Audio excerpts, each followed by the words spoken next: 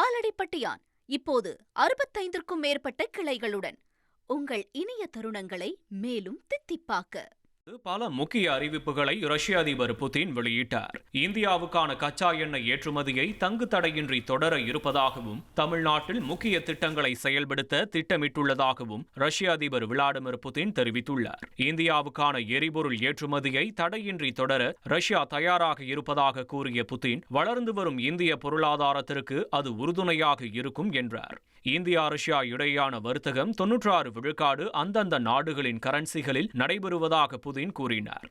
India Russia இடையேயான வர்த்தகம் 64 billion அமெரிக்க டாலர்கள், அதாவது இந்திய மதிப்பில் 5,75,000 கோடி ரூபாய் எட்டியுள்ளதாக குறிப்பிட்ட அதிபர் புதின், இரு நாடுகள் இடையேயான வர்த்தகம் நடப்பாண்டில் 100 பில்லியன் அமெரிக்க டாலராக அதிகரிக்கும் என்று நம்பிக்கை தெரிவித்தார்.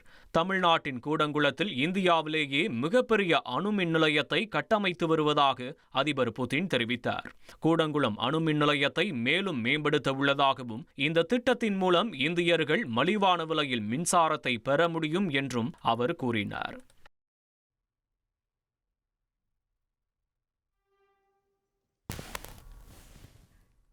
ரஷ்ய அதிபர் புட்டினுக்கு ஜனாதிபதி மாளிகையில் இரவு விருந்து உபசரிப்பு நடைபெற்றது. அவரை குடியரசுத் தலைவர் முர்மு வரவேற்று உபசரித்தார்.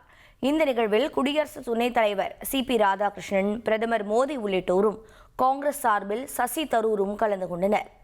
ஜனாதிபதி மாளிகையில் புட்டினுக்கு பல வகையான சூப் மற்றும் சைவ உணவுகள், இனிப்பு வகைகள் பரிமாறப்பட்டன.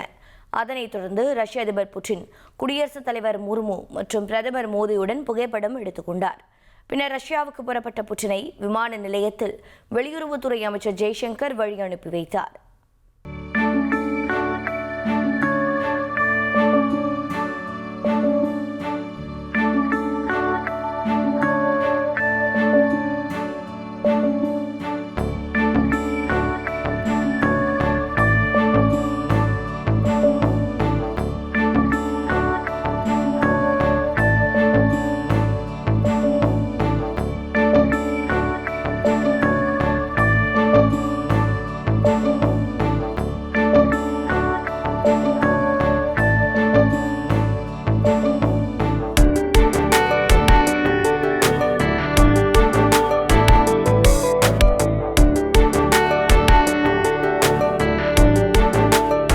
ஆலடிப்பட்டியான் இப்போது 65க்கும் மேற்பட்ட கிளைகளுடன் உங்கள் இனிய தருணங்களை மேலும் தித்திப்பாக்க